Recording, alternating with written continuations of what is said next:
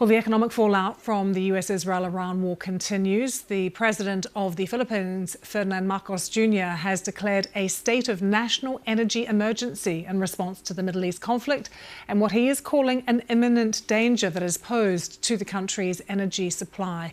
Let's take you live to Manila. We can join our Asia business correspondent, Suranjana Tawari, who is there for us. What did the president say, Suranjana?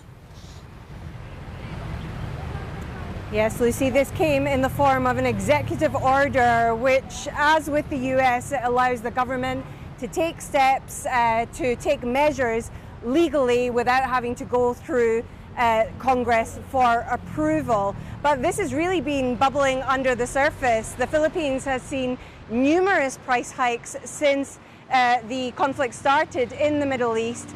And one issue is that 98% of the Philippines' oil supplies comes through the Persian Gulf. And so the country has really been suffering from everything from transportation to the price of rice, which has more than doubled as well, because of course rice has to be transported from wherever it's imported from into the cities and out to the rural areas as well. There was another rate hike just today, and that takes the price of diesel and petrol as well to more than double since the conflict started. So what does this executive order mean? Well, it gives the government powers to control the distribution of food. It also is able to control movement and so reduce the reliance on energy as much. And there's also a big question mark because there were demonstrations organized for this coming Thursday and Friday. Emergency powers generally mean that the government can stop those types of demonstrations, but we've not heard anything about that just yet. They're obviously protesting over the hardship that all of this is causing. Has there been any commitment from the president, Suranjana, for cash or for financial assistance for ordinary people? Yeah, there's been subsidies, there's been handouts of subsidies and long queues in order to get them.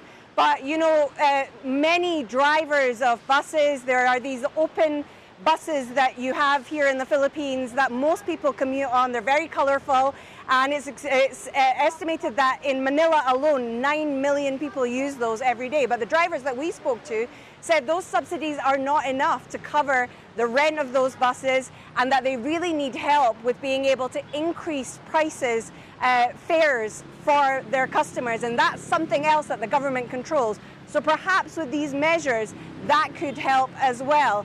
But the other issue is that, you know, those buses also transport kids to school, children all over the country, and they're not able to provide those services. And then, as I mentioned, food getting around the country is also a problem. Now, the government's implemented a number of other measures. It has already implemented a 4-day working week for office goers. It's also asked government employees to use the stairs instead of lifts. So there are these piecemeal measures, but this is really the biggest measure yet.